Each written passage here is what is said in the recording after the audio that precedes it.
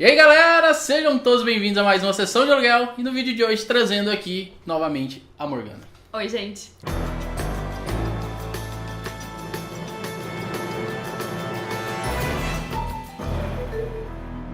No vídeo de hoje eu resolvi fazer uma coisa um pouco diferente. Eu tenho assistido aí nesses últimos tempos, né? Eu fiquei longe do canal, vocês sabem, não vou entrar nesses méritos aí porque o vídeo não é sobre isso. E eu comecei a assistir bastante documentário, eu tenho me interessado bastante por esse formato. Então eu convidei a Morgana, que eu sei que também assiste bastante documentário, pra gente indicar alguns pra vocês aqui no vídeo de hoje, né? Primeira indicação. Já pra pensar num formato diferente de documentário, eu vou indicar o Escolas em Luta, que é um filme que acabou de sair, tava no festival, é nacional, tava no Festival de Brasília agora. É sobre a ocupação das escolas públicas lá em São Paulo. E o documentário, ele é interessante porque a equipe colocou a câmera na mão dos meninos na escola, então é a visão deles, assim, é realmente o que eles... É um vlog.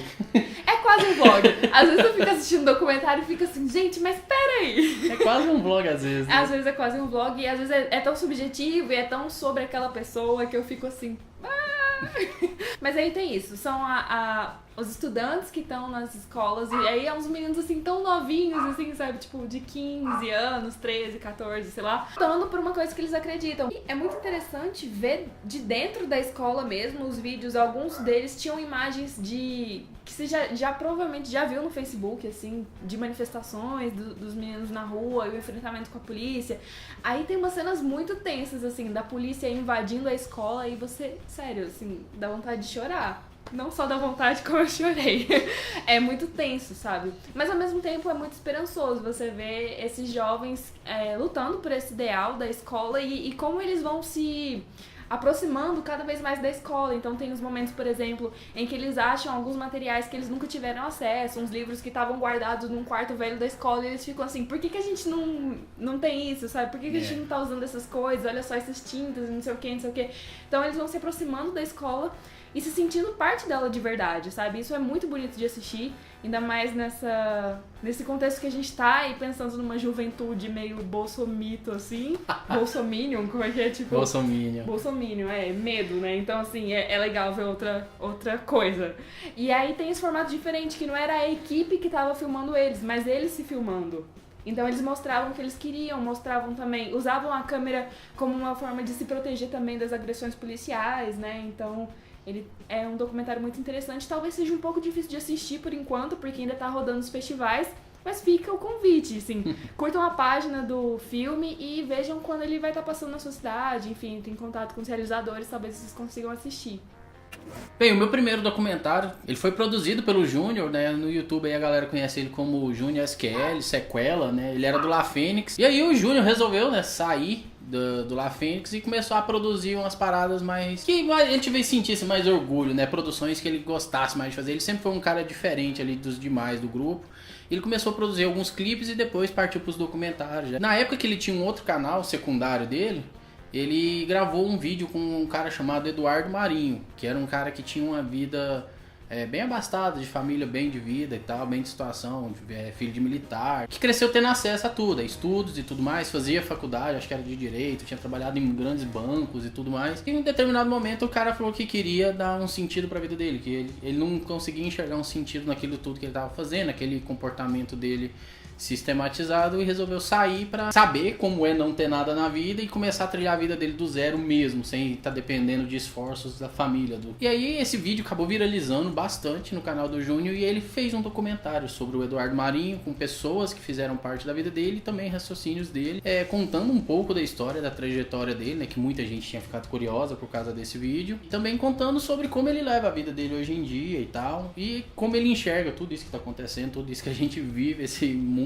totalmente caótico que a gente tá vivendo. E o Eduardo Marinho é um cara que eu tenho certeza que se você assistir, você vai gostar desse documentário. Acho que as ideias de vocês batem até mesmo mais do que as minhas com a dele. E ele é um cara que enxerga um mundo de uma maneira muito particular. E é muito interessante de ver que o cara teve a coragem, né, de abrir mão de tudo que ele tinha, daquela vida boa que ele tinha, e de repente o cara vive tudo do zero. O cara vive da arte dele, ele mexe com as paradas de tipografia e tal, vende na rua, ele viaja a algumas cidades vendendo. E hoje em dia ele tá fazendo muita palestra pra faculdade, pra empresas, esses TED Talks, essas coisas da vida aí.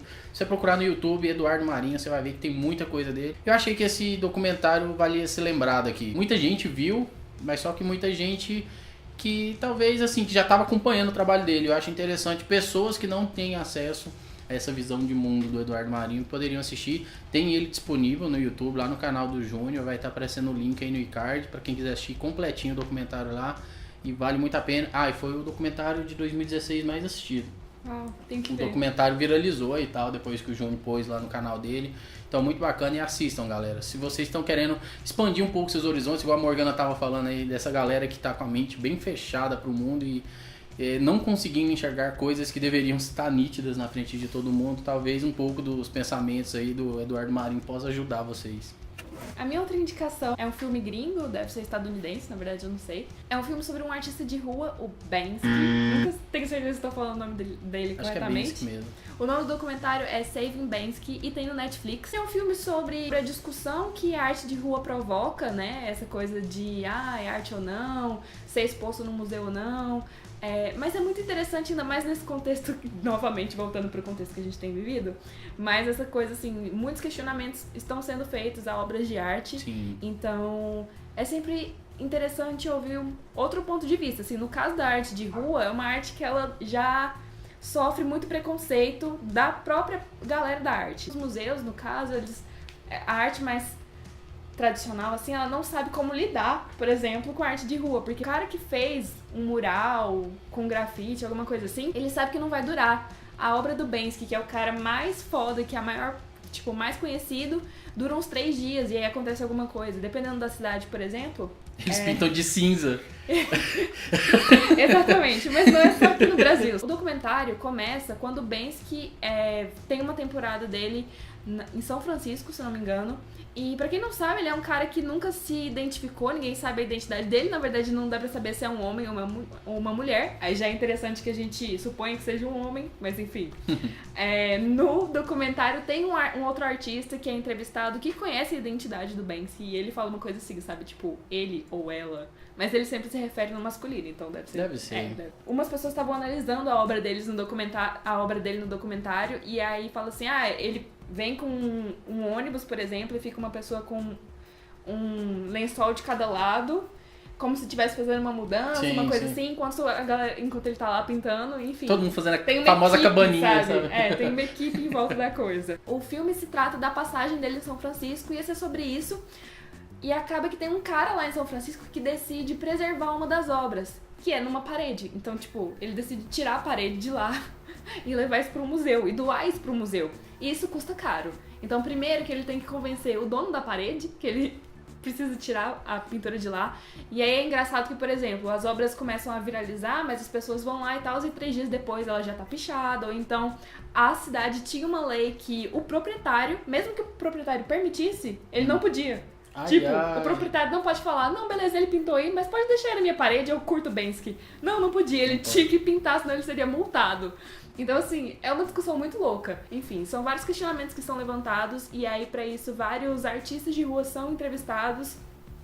E aí, são várias discussões, assim, e vários pontos de vista. E é um filme muito interessante, é muito legal de assistir, de conhecer essas outras discussões, assim, ampliar mesmo um pouco a nossa noção de arte e entender que esse mundo é muito mais complexo do que parece. Não é só você chegar e falar, isso pra mim não é arte.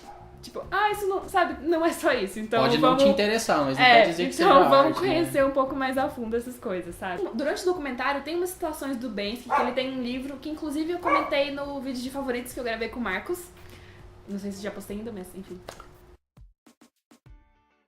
Tem umas citações dele, e aí tem uma muito interessante que ele fala assim, as pessoas que mandam na cidade, elas não conseguem entender esse tipo de arte, porque pra elas só faz sentido aquilo que gera lucro. Faz todo sentido essa frase dele, assim, sabe? Porque se não gera lucro, então não faz sentido uma parede com uma pintura, mesmo que essa pintura te leve a várias reflexões, não faz sentido, assim, não tem ninguém lucrando com isso. A não ser que a gente dê um jeito de lucrar com isso, e aí vai ser vendido pra caras que vão pagar milhões, sabe? E aí tudo bem, aí você é foda. E aí outra coisa, por exemplo, que um dos artistas coloca no filme é que o artista não pode escolher o que ele quer colocar na galeria e o que ele não quer. Porque tem uns que produzem, fazem na rua e tal, e aí ele fala, não, mas eu faço isso pela adrenalina mesmo, porque eu gosto de pintar na rua e acho que é uma forma de democratizar o acesso, mas tem coisas na rua que eu não gostaria de ver na galeria. Ou então, tipo assim, agora eu não gostaria de ver, mas eu, daqui 50 anos, quando eu tiver morrido já, eu ficaria feliz em saber que restou alguma coisa da minha obra. Então, assim, são vários questionamentos, é muito interessante de assistir. E é um filme mais de fácil acesso que tá no Netflix. Sim, então, eu vi lá, quero assistir. Save Banksy. Não, e pra encerrar agora eu vou indicar um que a tradução ficou depois que o pornô acaba. Original no Netflix, eu acho que é After the Porn Ends, alguma coisa assim. É um documentário que tá no Netflix, que inclusive tem dois, tem a segunda parte dele também, tem o 2. Tem muitos documentários no Netflix sobre pornô, muito. Assim, né? Aí eu assisti esse. Eu tô assistindo bastante documentário na Netflix agora. Eu assisti esse, que acaba retratando um pouco a vida dos atores, atrizes de filmes pornôs, né? Principalmente aqueles que tiveram mais expressão, assim, durante sua carreira. Eles contam um pouco da vida deles, né? Falam um pouco de como era a situação familiar deles antes, que a maioria deles a gente percebe que tinha uma vida bem perturbada desde criança. Algumas atrizes sofreram abuso, outras cresceram em orfanatos e não sei o que. Então tem esse histórico de uma vida bem ferrada, que por se tratar de pessoas bonitas, elas acabaram tendo essa oportunidade. A maioria delas foi convidada numa situação assim qualquer do dia a dia, acho que foi convidada por algum produtor, algum olheiro, assim, empresário. E, pô, viram ali a oportunidade de ganhar uma grana boa, uma grana fácil, né? Hoje em dia a indústria pornô não dá mais tanta grana, mas tem uma época que a indústria pornô arrecadava milhões e milhões, era muita coisa. Hoje a internet acabou ferrando um pouco com tudo, né? Inclusive tem até um documentário no Netflix que fala como a internet e tal ferrou a indústria pornográfica. Tem outro documentário que fala sobre isso lá. Mas então, esse documentário eu achei ele bem interessante, porque você acaba vendo um outro lado daquelas pessoas que estão ali em situações tão explícitas, sabe? É interessante você entender esse background ali de quem tá fazendo as coisas ali, nas coisas, né?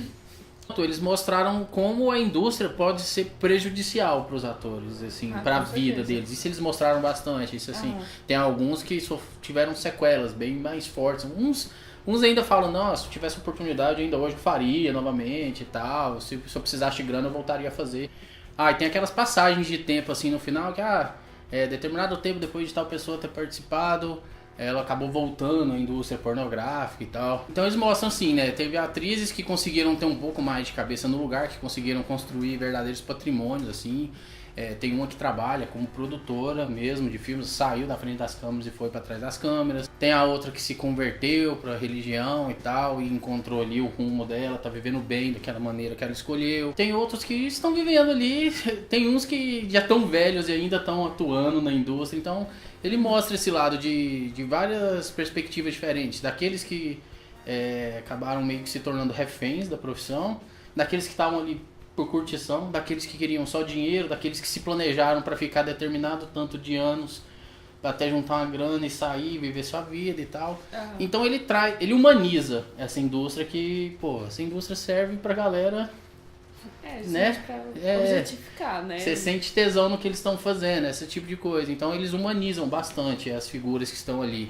Até tava brincando com a Stephanie. Assistir filme pornô nunca mais vai ser a mesma coisa depois desse documentário, saca? Cara, você ouve tanta história que aí você fica... Aí agora, se eu for parar, eu ainda não peguei nenhum filme pra assistir depois que eu vi o documentário. Mas acho que quando eu pegar um filme pra assistir, eu vou olhar e falar...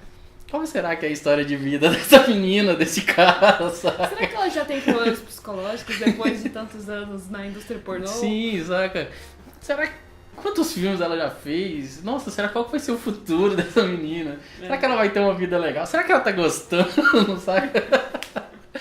Mas por mais que a gente leve na piada, assim, levando na brincadeira, é uma indústria que faz mal se a pessoa não tiver a cabeça no lugar. Tem pessoas que utilizam a indústria como meio de ganhar dinheiro.